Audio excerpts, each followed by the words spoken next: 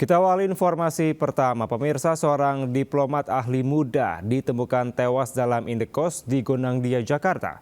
Saat ditemukan, kondisi kepala dan wajah korban dipenuhi lilitan lakban.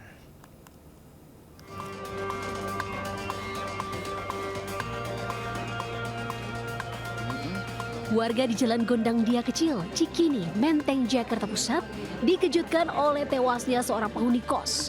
Korban tewas dengan kondisi cukup mengenaskan, di mana seluruh kepala dan wajah terlilit lakban. Petugas kepolisian yang menerima laporan langsung mendatangi lokasi dan mengidentifikasi korban. Korban diketahui bernama Arya Daru Pangayunan yang berprofesi sebagai diplomat ahli muda, Direktorat Perlindungan Warga Negara Indonesia, Kementerian Luar Negeri. Kecurigaan tewasnya korban bermula dari sang istri yang kesulitan menghubungi ponsel korban. Saat dicek, penjaga kos menemukan korban telah tewas dalam kamar kos. Kondisinya, informasi yang saya dapatkan dari penjaga kosan bahwa yang bersangkutan kepalanya dililit lakban, tapi saya belum bisa memastikan lakbannya jenis apa. Yang jelas itu warna kuning lakbannya, dan kemudian dalam posisi tidur telentang, kakinya ketekuk dan berada di bawah selimut. Olah tempat kejadian perkara digelar polisi di rumah indekos Godia. Selain menggeledah seluruh isi kamar korban, polisi juga memeriksa sejumlah ruang lainnya dari halaman depan serta tempat sampah. Polisi mencari petunjuk tewasnya korban. Polisi belum bisa memastikan penyebab tewasnya korban. Dari hasil olah TKP, polisi memastikan tidak ada barang berharga korban yang hilang. Cuman kita masih dalam tahap penyelidikan temuan mayat. Pak, itu pada saat ditemukan korban kan?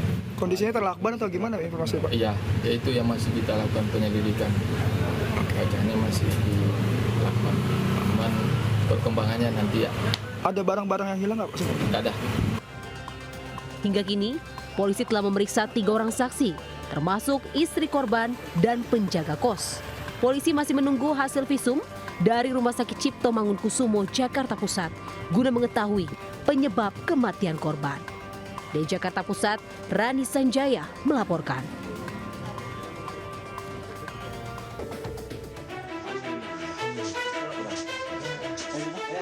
Polisi gabungan menangkap seorang pria pelaku penembakan staf desa yang merupakan saudara iparnya di Kota Balikpapan, Kalimantan Timur.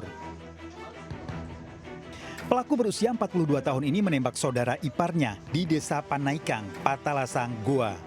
Pelaku melarikan diri dari wilayah Mamuju menuju Balikpapan. Pelaku dibawa ke Polda Sulawesi Selatan untuk dilakukan pemeriksaan. Dalam pemeriksaan polisi, pelaku menembak karena tersinggung dengan kata-kata korban kepada istrinya terkait permasalahan pembagian tanah. Penyelidikan polisi, motif tersangka menembak korban menggunakan senapan angin dipicu perebutan harta warisan karena istrinya mendapat bagian lebih sedikit.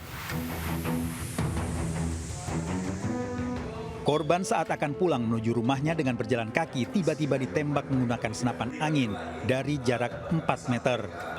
Korban mengalami luka tembak pada ketiak sebelah kanan. Polisi mengamankan senapan angin, 1 unit proyektil kaliber 4,5 mm, 1 unit handphone serta senjata tajam. Sementara korban masih menjalani perawatan di rumah sakit. Tersangka terancam hukuman 5 tahun penjara. Dari Kota Makassar dan Maros, Muhammad Nurboni, Wahyu Ruslan, iNews melaporkan. Pemirsa, seorang pekerja seks komersial di Ibu Kota Nusantara, Kalimantan Timur tewas dibunuh pelanggannya. Korban dan pelaku sempat cekcok usai berhubungan intim hingga ditemukan tewas dengan luka aniaya.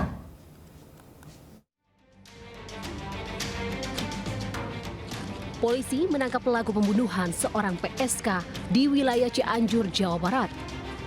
Pria berusia 26 tahun ini membunuh korban di IKM setelah melakukan hubungan intim.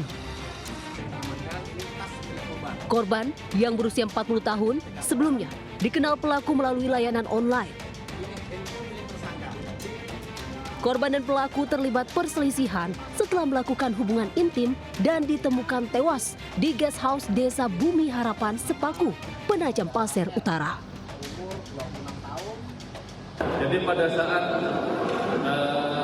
si tersangka ini minta extra time, tetapi korban tidak mengiyakan sehingga sakit hati. Kemudian dilakukanlah penganiayaan dengan cara dicekik.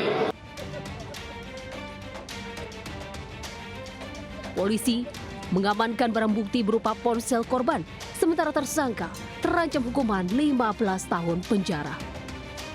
Dari Penajam Pasir Utara, Kalimantan Timur, Mukmin Aziz melaporkan. Seorang balita terjebak di dalam mobil usai ditinggal kakeknya mengambil air minum di Ciamis, Jawa Barat. Dalam kurun waktu setengah jam, evakuasi berjalan dramatis hingga membuat petugas membuka paksa jendela mobil.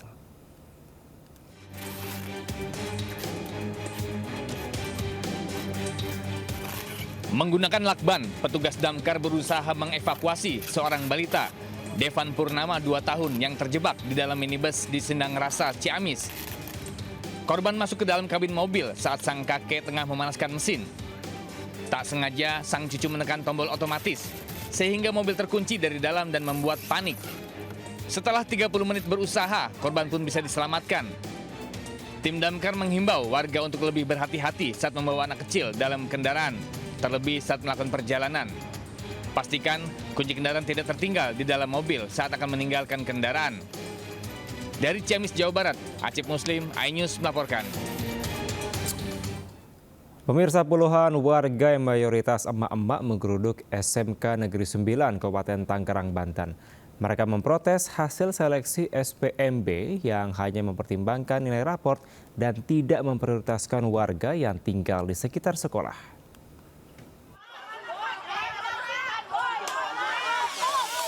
Puluhan warga yang mayoritas emak-emak menggeruduk SMK Negeri 9 Kabupaten Tangerang, Banten.